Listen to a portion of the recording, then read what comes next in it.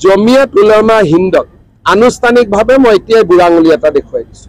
এই বুঢ়া আঙুলিটোত অসমীয়াৰ তেজ আছে, বীৰ্য আছে, সাহস আছে। জমিয়ত উলামা হিন্দৰ মুখ্যমন্ত্ৰীক বৰখাস্তৰ দাবীক লৈ ৰাজ্যত ব্যাপক প্ৰতিক্ৰিয়া।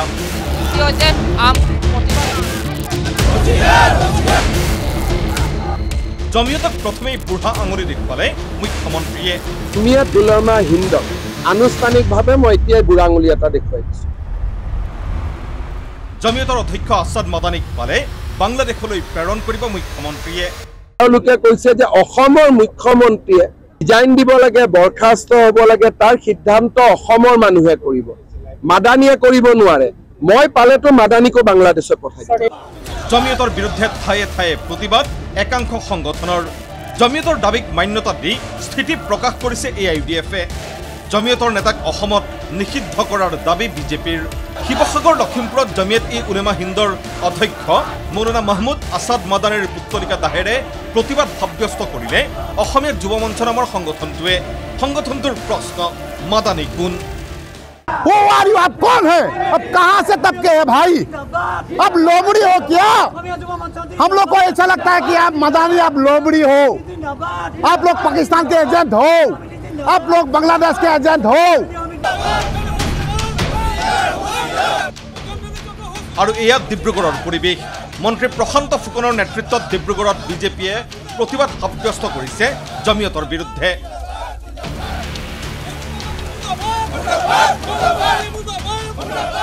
ভাৰতবৰ্ষখন অসমখন এখন ইছলামিক কাণ্ট্ৰি কৰাৰ কাৰণে আজি তেওঁলোকে এই ব্যৱস্থা হাতত লৈছে।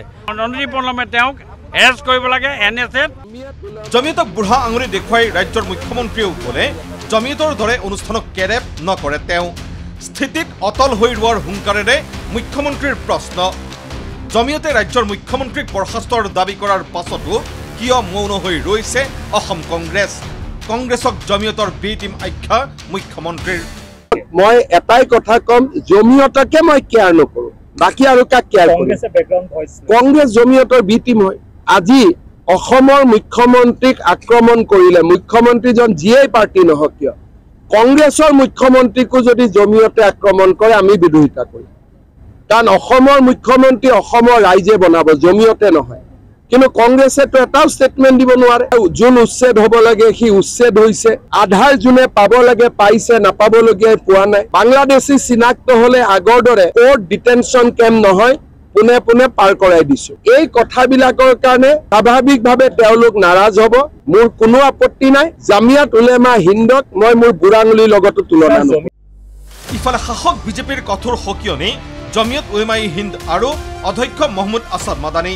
মন্ত্ৰী বিমল বৰাই কৰে মাদানী কিংবা জমিয়তৰ ধমকক কেৰেপ নকৰে বিজেপিয়ে। বিধায়ক দিগন্ত কলিতাইও ক'লে ভৱিষ্যতলৈ এনে মন্তব্য কৰিলে অসমত নিষিদ্ধ কৰা হ'ব জমিয়তৰ নেতাক।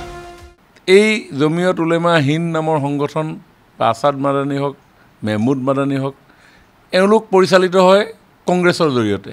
কংগ্ৰেছক তেওঁলোকে কণ্ট্ৰল কৰিব পাৰিব, কিন্তু ভাৰতীয় জনতা পাৰ্টি অসমৰ ৰাইজৰ পক্ষত থাকি যিখিনি কৰিব লাগে সংবিধানৰ ভিতৰত, সেই সংবিধানৰ গণ্ডিৰ ভিতৰত আমাৰ চৰকাৰে কৰি যাব। প্ৰেক্ষাপটত এই কথা আমি কোনো কাৰণত মানি নলওঁ আৰু তেখেতে যিমানেই ডাঙৰ কথা নকওক এই উচ্ছেদ চলিব।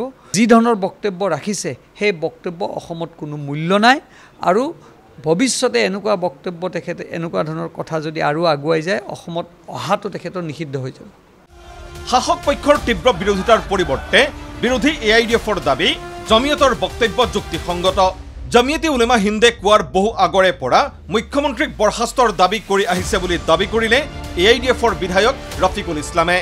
এই কথাটোতো পুৰণি কথা, কিয় বহুতে কৈছে, বিভিন্ন দল সংগঠনে কৈছে। আমি আজি এক মাহৰ পৰা কৈ আছোঁ যে মুখ্যমন্ত্ৰী ডাঙৰীয়া ল এণ্ড অৰ্ডাৰ চিটুৱেশ্যন কণ্ট্ৰল কৰিব পৰা নাই অসমত অসমৰ মানুহে সুৰক্ষিত নহয়, পুলিচ প্ৰশাসনে একো কণ্ট্ৰল কৰিব পৰা নাই, ব্যৰ্থ হৈছে। এই কথা বাৰ্তাবিলাক আমি বহুদিনৰ পৰা কৈ আছোঁ যে ল এণ্ড অৰ্ডাৰ চিটুৱেশ্যন মুখ্যমন্ত্ৰী কণ্ট্ৰল কৰাত ব্যৰ্থ হৈছে, তেখেতে ৰিজাইন কৰিব লাগে, ৰাষ্ট্ৰপতি শাসন অসমত বলবৎ হ'ব লাগে। এইটো মই নহয়, অখিল গগৈ কৈ আছে, বিভিন্ন দল সংগঠনে কৈছে, মই বহুত দিন আগতো কৈছোঁ এই কথাটো। আৰু এইজন বদৰুদ্দিন আজমল হ'ল জমিয়তে উলামা হিন্দৰ অন্যতম এগৰাকী প্ৰভাৱশালী ধনাঢ্য ব্যক্তি।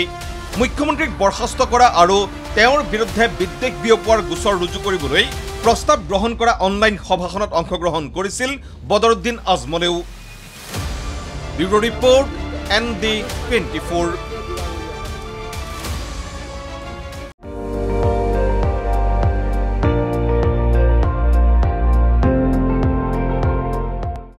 আপুনি চাই আছে ND24, সৰ্বশ্ৰেষ্ঠ নহয় সৰ্বোত্তমৰ দৌৰত।